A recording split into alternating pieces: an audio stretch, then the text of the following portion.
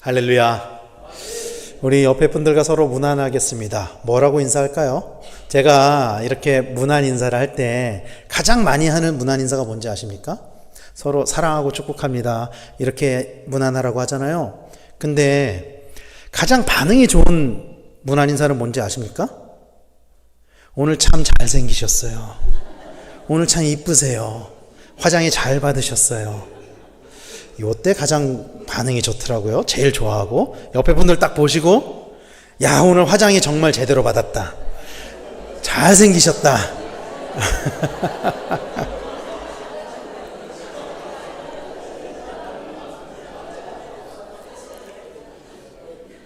저는 사람들을 보면서 저보다 연세가 많으신 분이나 어린 분들이나 저는 외모에 대해서 얘기하지 않습니다. 칭찬도 비난도 하지 않습니다. 왜냐하면은 이 외모에 대해서 잘못 말하면 큰일 나더라고요. 칭찬을 해도 잘못 말하면 큰일 나더라고요. 저한테 목사님 건강해 보이세요 그러면 제가 좋아할 것 같습니까? 그런데 제가 요즘에 가장 많이 듣는 인사가 뭔지 아십니까? 인상이 좋아졌어요. 또 젊어 보여요. 언제부터인지 아세요? 제가 파마를 한 게 우리 교회에 이렇게 큰 뉴스였는지 몰랐습니다. 한 달이 됐거든요, 지금. 오늘도 한 3분 정도가 저한테 오셔서 인상이 좋아 보이세요. 전보다 젊어 보이세요. 진작에 좀 하시지. 그런데 제가 요즘에는 교회에서는 이런 인사를 많이 받아요. 확실히 뭐 젊어 보입니다. 전보다 뭐 아니면 뭐 말씀하신 그런 인사들 뭐 듣기 좋으라고 하는 소린지 아니면 정말 그렇게 보이는 소린지는 모르겠지만 그런데 제가 한 서너 달 전쯤에 어딜 갔다가 이런 인사도 들었어요. 저랑 아주 굉장히 가까운 분, 이제 아주 가까운 분이에요. 어쨌든 아주 가까운 분이고 이제 형님이신데 저보다 딱 보자마자 저한테 뭐라고 인사를 하냐면요. 보자마자 야, 너 몸무게가 몇이냐? 정말 첫 마디가 그거였어요. 너 몸무게가 몇이냐? 제가 그 말을 듣고 제 기분이 어땠겠어요? 제 표정이 어땠겠어요? 물론 표정은 웃고 있었습니다. 잔칫날이었기 때문에 좋은 자리였기 때문에 제가 거기서 썩은 표정을 할 수는 없었어요. 그런데 사실 굉장히 기분이 좋지 않았어요. 굉장히 기분이 좋지 않았어요. 왜 그렇게 그런 인사를 왜 하는지도 저는 알아요. 왜냐하면은 그분은 제가 태어났을 때부터 본 사람이기 때문에 제가 아주 말랐을 때도 봤고 아주 건강할 때도 봤고 그리고 지금 또 오랜만에 보자마자 이제 그런 편한 인사를 하신 거죠. 그런데 굉장히 저랑 관계가 가깝고 굉장히 편한 사이임에도 불구하고 그날 제가 조금 제가 이게 좀 좁아가지고 조금 마음이 상했어요. 이해하시죠? 말이 가지고 있는 위력이 그런 것 같아요. 말 한마디가 때로는 사람을 정말 들었다 놨다 하더라고요. 그러니까 좋은 얘기라고 한 말도 때로는 그 말의 뉘앙스, 표정, 전달하는 타이밍, 상황 이런 것들에 따라서 그게 사람을 정말 사람에게 많은 영향을 주기도 하는 것 같아요. 1989년 11월 9일 혹시 그날 무슨 일이 있었는지 아시는 분 계세요 여기에? 1989년 11월 9일입니다. 이날은요 세계사적으로 이제 먼 훗날 역사가 기록된다면은 이 날의 이 사건은 세계사에 있어서 굉장히 임팩트 있는 사건으로 기록이 될 것 같아요. 제가 딱 말씀드리면은 거의 다 89년을 경험하셨잖아요. 여기 계신 분들이 기억도 하시고 딱 기억하실 겁니다. 제가 이 사건을 딱 설명을 해드릴게요. 그날 동독에 신임 중앙위원회 정보 담당 서기였던 샤보프스키라는 사람이 기자회견을 하게 되는데 그 기자회견의 내용이 이런 거였어요. 이제 앞으로 동독 사람들은 여행을 자유롭게 할 수 있습니다. 그런 기자회견이었어요. 이 기자회견을 왜 하게 됐냐면 사실은 당시에 체코슬로바키아, 헝가리 이런 데서 동독인들이 대규모로 이렇게 막 그쪽으로 빠져나가고 이탈하는 그런 사건들, 또 소요 사태들, 시위들 이런 것들을 더 이상 방관할 수 없었기 때문에 이런 기자회견을 하게 된 거예요. 그 자리에 있던 기자들이 막 술렁술렁하기 시작했어요. 드디어 동독이 개방을 하는 건가? 공산국가가? 그 기자단을 향해서 이 샤보프스키가 이제 동독 사람들은 자유롭게 여행을 할 수 있습니다. 여권과 비자 발급도 최소한의 간편한 절차를 통해서 신속하게 처리될 것입니다. 이렇게 회견한 거죠. 근데 그때 기자들 중에 한 이탈리아인 기자가 이 샤보프스키를 향해서 이렇게 물어봤대요. 언제부터 이 조치가 시행되는 겁니까? 근데 사실 샤보프스키는 당시에 휴가에서 막 돌아와가지고 이 정책이 왜 시행되는지 또 이게 언제부터 시행되는지 이런 것들을 잘 몰랐었던 것 같아요.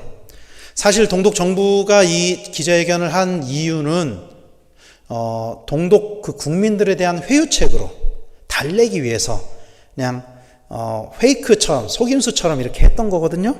그런데 이 기자가 그렇게 물어보니까 샤보프스키가 당황을 해가지고 거기서 뭐라고 대답을 했죠?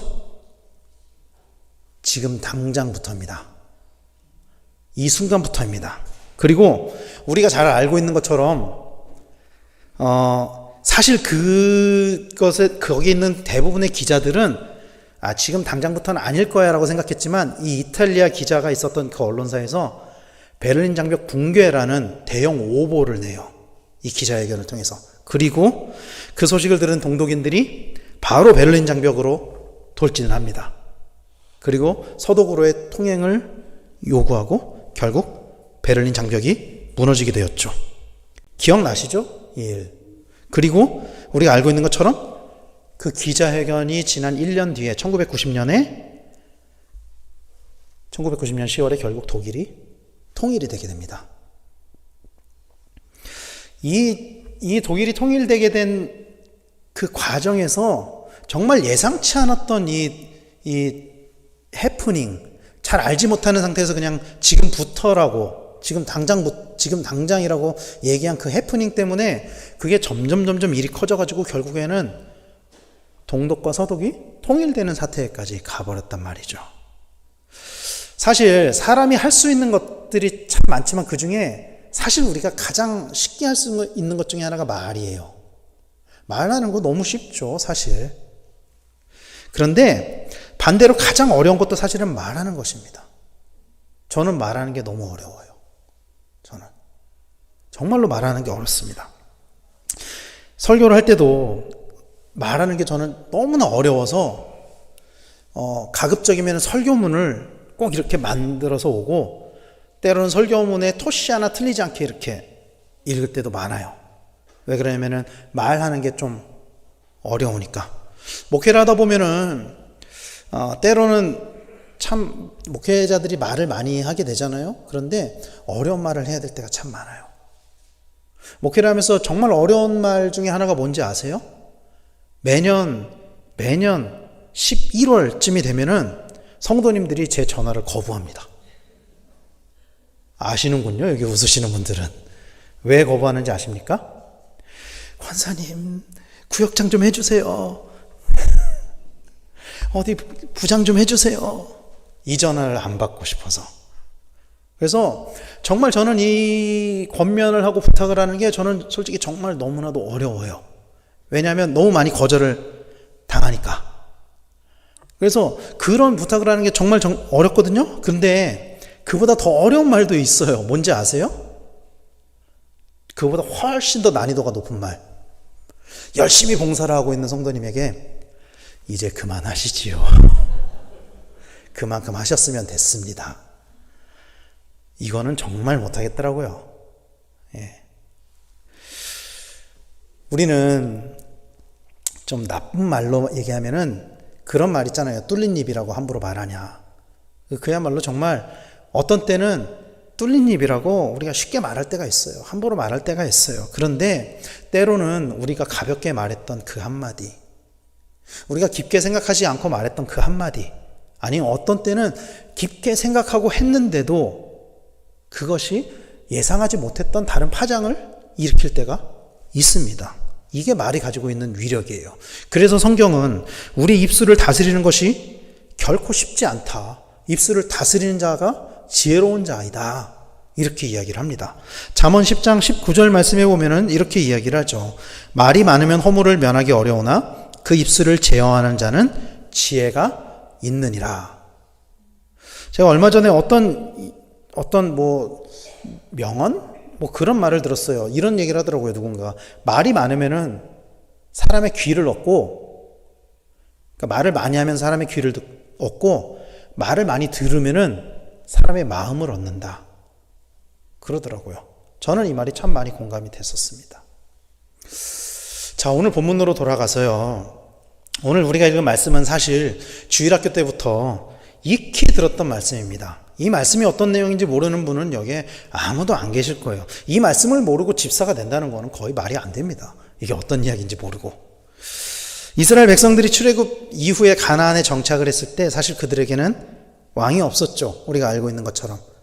왜 왕이 없었냐면 하나님이 왕을 허락하지 않았어요.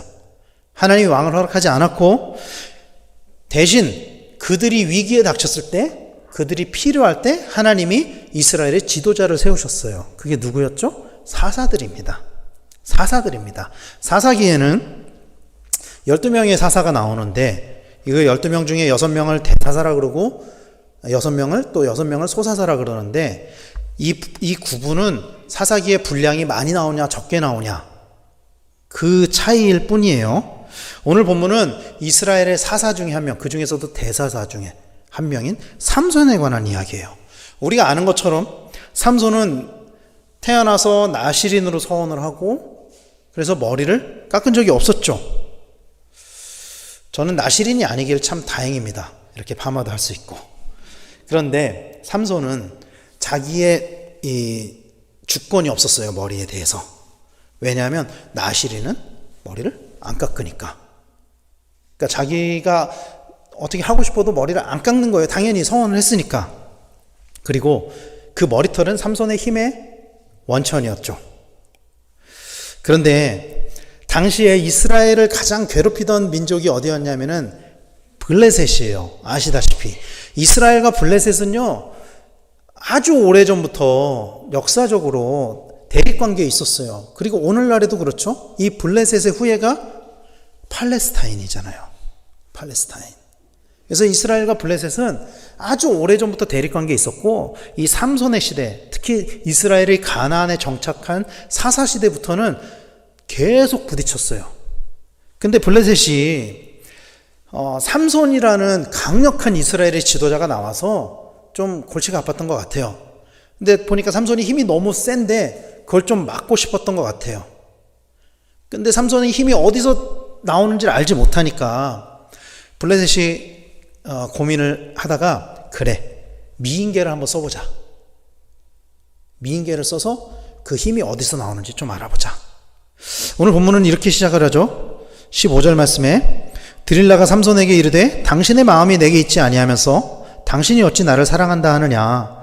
당신이 이로써 3번이나 나를 희롱하고 당신의 큰 힘이 무엇으로 말미암아 생기는지를 내게 말하지 아니하였도다 하며. 그러니까 이게 보면은 제가 앞에서부터 오늘 본문을 읽지 않았지만 오늘 본문에 보면은 이 미인계가 어느 정도 성공을 해서 삼손에게 블레셋 여인 드릴라가 이제 접근을 해가지고 삼손이 이 여인에게 빠진 거예요.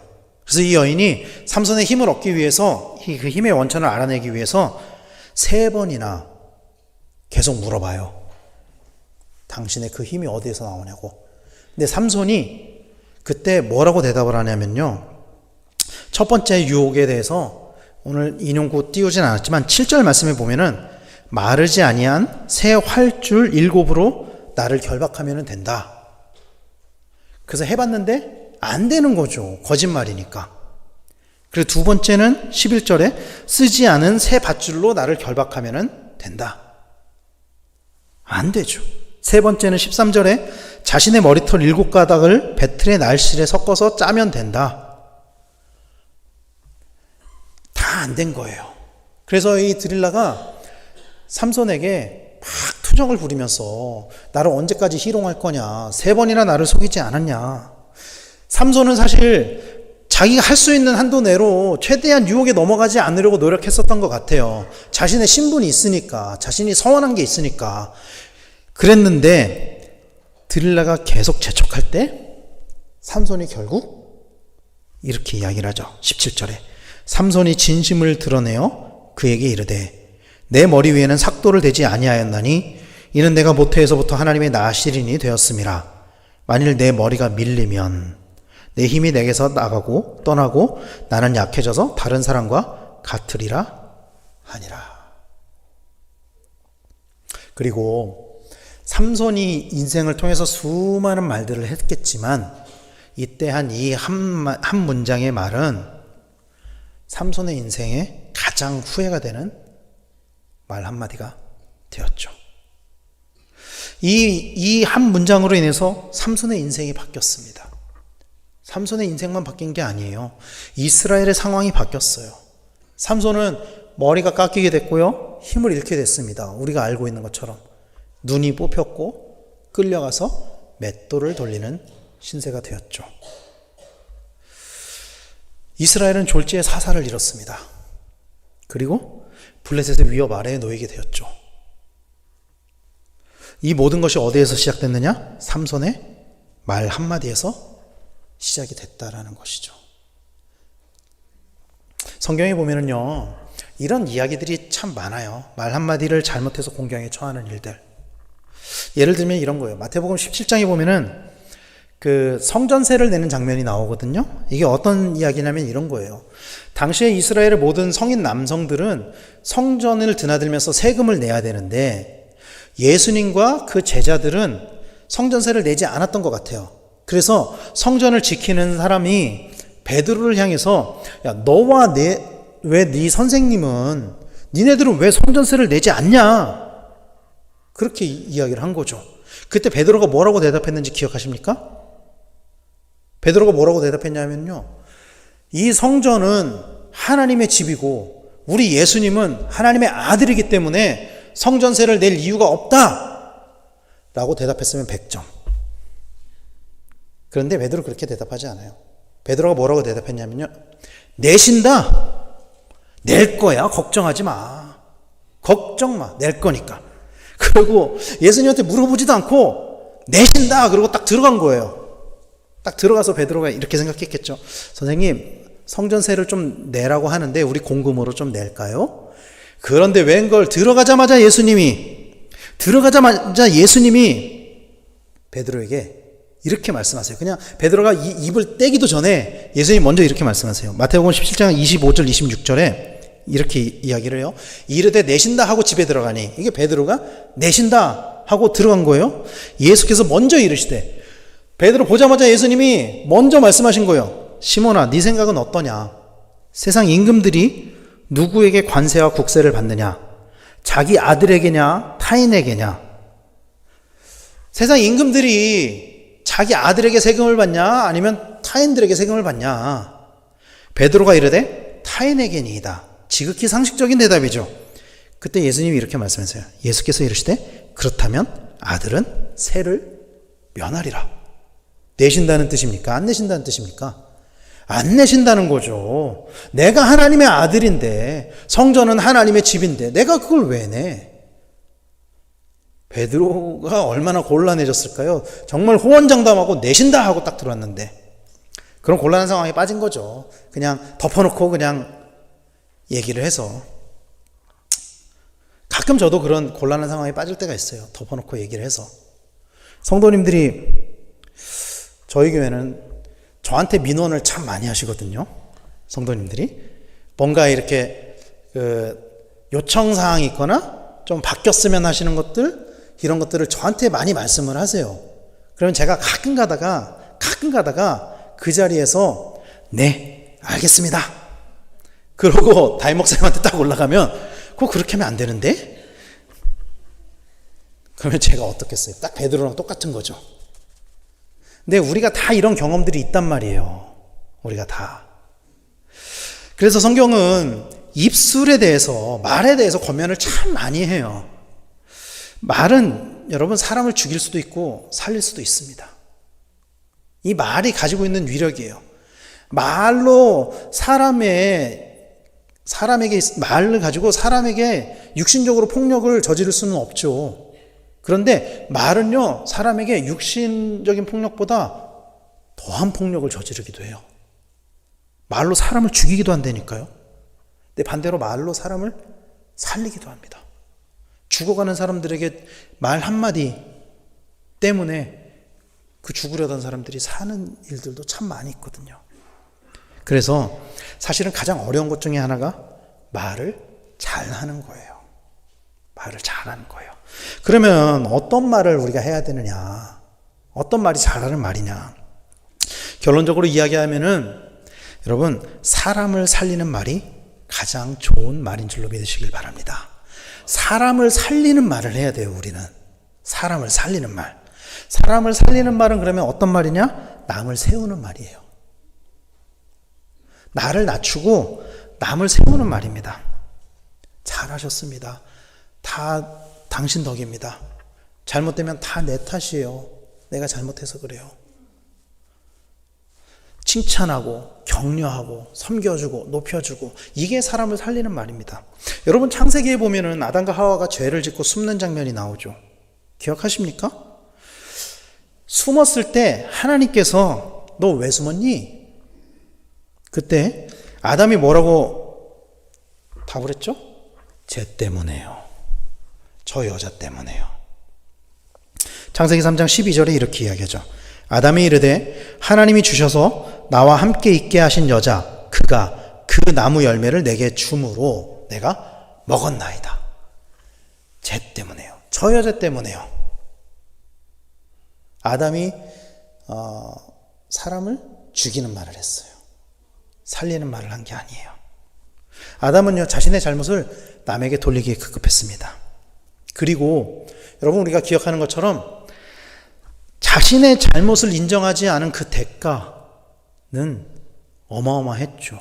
저는 성경 말씀의 가정은 사실 무의미합니다. 다 지나간 일이니까. 그런데 저는 가끔 말씀을 보면서 가정을 세울 때가 있거든요. 그때 이렇게 하지 않았다면 어땠을까? 그때 이러지 않았으면 어땠을까? 만약에 아담이 이 사건에 대해서 저 여자가 이거를 먹으라고 해서 내가 먹었습니다 하지 않고, 하나님 내 잘못입니다. 하나님께서 말씀하셨는데 내가 잠깐 깜빡했어요. 용서해 주세요. 그랬으면 하나님이 어떻게 하셨을까요? 하나님 용서의 하나님이시고 하나님 정말 아담 많이 사랑하셨거든요. 그런데 아담은 거기에서 자기의 잘못을 인정하는 게 아니라 저 여자 때문입니다. 이렇게 이야기를 했다는 거죠. 그리고 그 자신의 책임을 하와에게 돌리는 그 한마디로 인해서 모든 인류가 다 죄의 노예가 되었고요. 다 죽음에 이르게 되었습니다. 아담 자신은 에덴 동산에서 쫓겨났고요. 평생 노동을 해야만 하게 되었습니다. 하와는 잉태와 해산의 고통을 겪어야만 했고요. 과거 포항 스틸러스 축구팀의 감독이었던 황선홍 감독이 그 약팀이었던 포항을 강팀으로 이렇게 만든 적이 있거든요. 그때 황선홍 감독이 말했던 가장 큰 요인이 선수들을 격려해주고 칭찬해준 거였어요. 그거였어요.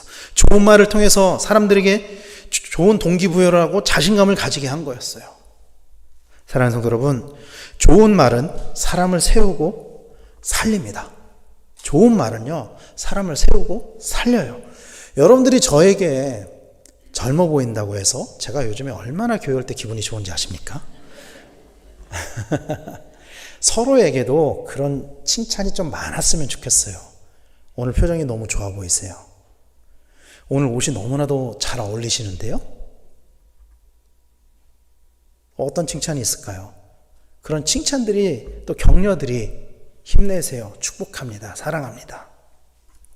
그런 말들이 참 많았으면 좋겠어요. 그런데 그런 좋은 말이어도 때로는 그 시기를 조절해야 될 때도 있어요. 사실은 타이밍이 참 중요할 때가 있다는 것이죠.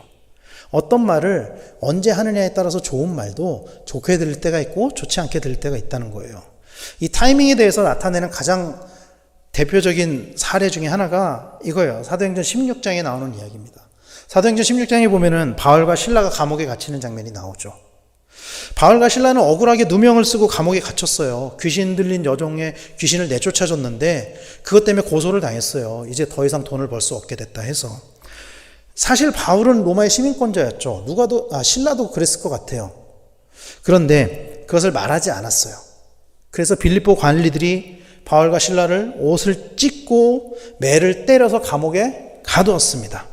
말할 수 있지만 하지 않았어요, 그때. 그리고 우리가 알고 있는 것처럼 그날 밤에 지진이 나서 옥문이 열리고 간수의 가족들이 구원을 받는 일이 일어나게 됐죠. 다음 날 바울과 실라를 죄가 없으니까 풀어주는데 그때 바울과 실라가 자신들이 로마의 시민권자라는 걸 밝혀요. 그리고 단 하루 늦게 자신들이 로마의 시민권자라는 것을 밝혔는데 그로 인해서 빌립보 교회 성도들이 안전하게 신앙생활을 할 수 있게 돼요. 사랑하는 성도 여러분, 하나님께서는 사람을 통해서 일을 하시고 특히 사람의 입을 통해서 하나님은 참 많은 일을 하시는 줄로 믿으시길 바랍니다. 가장 대표적으로는 목회자들의 입술을 통해서 하나님 참 많은 일을 하세요. 말씀을 전하게 하시고 또 때로는 권면으로 또 위로로 격려로 하나님 참 많은 말씀을 하세요. 많은 일들을 하세요. 그런데 목회자의 입을 가지고만 하나님이 사역하지 않으신다는 거예요. 우리가 알아야 되는 것은. 많은 성도님들의 입술을 통해서도 사람을 살리고 또 여러분들이 전하는 복음을 통해서 구원의 역사가 나타나기도 해요. 실제로 사람을 살리기도 합니다. 성도들의 위로와 격려로 인해서. 저는 그런 경험이 있어요. 저도 목회자니까 성도님들을 때로는 격려하고 위로하고 그러다 보면 그분들이 나중에 힘을 얻고 회복되고 그런 모습들 참 많이 봅니다. 그런데 이것이 목회자만의 몫이 아니라 우리 모두가 다 같이 해야 되는 몫이라는 거예요. 왜? 우리는 공동체로 묶여 있으니까요. 우린 공동체로 묶여 있고 공동체 안에 하나 된 지체이기 때문에 우리는 서로가 서로를 높여주고 서로가 서로를 세워주는 일들, 그런 말들이 우리 안에 참 많이 넘쳐야 된다는 것입니다. 그러기 위해서 사실은 여러분, 우리의 입술의 주권을 하나님께 드려야 될 줄로 믿으시길 바랍니다. 우리의 입술의 주권이 여전히 나한테 있기 때문에 때로는 우리 입에서 우리의 지체들을 향해서 부정적인 말들이 나오기도 하고요. 상처를 주기도 하고요. 때로는 남을 넘어뜨리기도 해요.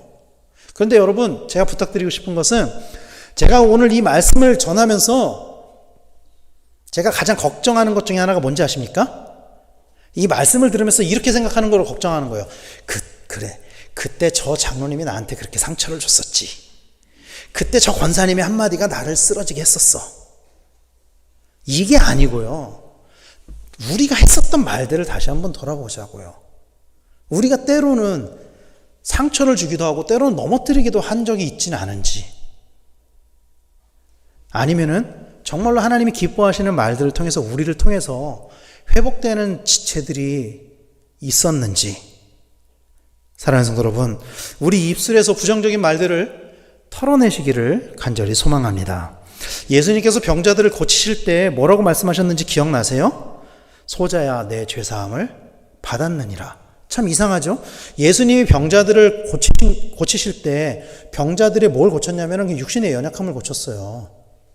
병을 고쳤다고요, 예수님께서. 그런데 예수님이 거기서 뭐라고 선포하셨냐면은 네 병이 다 나았어가 아니라 네 죄사함을 받았어. 그리고 예수님의 이 선포는 그 사람의 인생을 어떻게 바꾸냐면요, 육신의 병만 고치는 것이 아니라 그 사람의 영혼까지도 구원을 얻게 하셨다라는 것을 우리는 기억해야만 합니다. 그리고 그 예수님께 하셨던 그 말의 그 권세가 오늘 우리에게도 주어졌다는 것을 믿으시기를 축원합니다. 오늘 설교의 제목이 뭔지 아십니까? 나비 효과입니다. 들어보셨죠? 베이징에서 나비가 날개짓을 하면은 뉴욕에서 폭풍이 몰아친다. 말도 안 되는 이야기죠, 사실. 말도 안 된다고 저는 생각해요. 그런데 적어도 말의 영역에서는 이게 가능합니다. 말 한마디가 정말 어떤 일을 일으킬지 모르거든요. 우리의 말에는 이런 권세가 있어요. 이 나비 효과와 같은 권세가 있습니다. 여러분들의 말을 통해서 여러분들의 지체가, 여러분들의 가족이, 여러분들의 이웃이 살 수도 있고 죽을 수도 있어요. 그래서 우리는 사람을 살리는 말을 해야 될 줄로 믿으시기를 바랍니다. 고맙습니다. 감사합니다. 사랑합니다. 축복합니다. 이런 말들을 많이 하세요, 여러분. 의식적으로라도 많이 하세요.